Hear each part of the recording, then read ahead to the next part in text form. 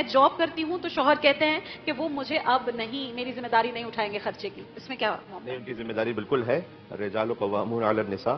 اس کا ایک مطلب یہ بھی ہے کہ مین آر دا مینٹینرز آف وومن.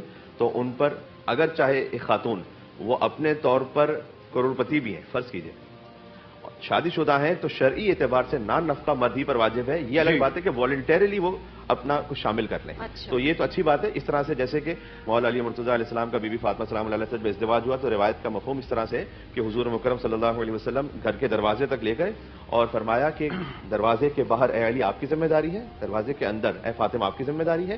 اس وقت بی بی فرماتی ہیں کہ مجھے اس دن جتنی زیادہ خوشی ہوئی اتنی کبھی بھی محسوس نہیں ہوئی تھی، اس لیے کہ ذمہ داریوں کو جس طرح سے تقسیم کیا گیا. لیکن مباہلہ کے میدان میں بھی فاطمہ سلام اللہ باہر بھی تشریف لے گئیں جب وقت تھا صداقت کی گواہی کے لیے.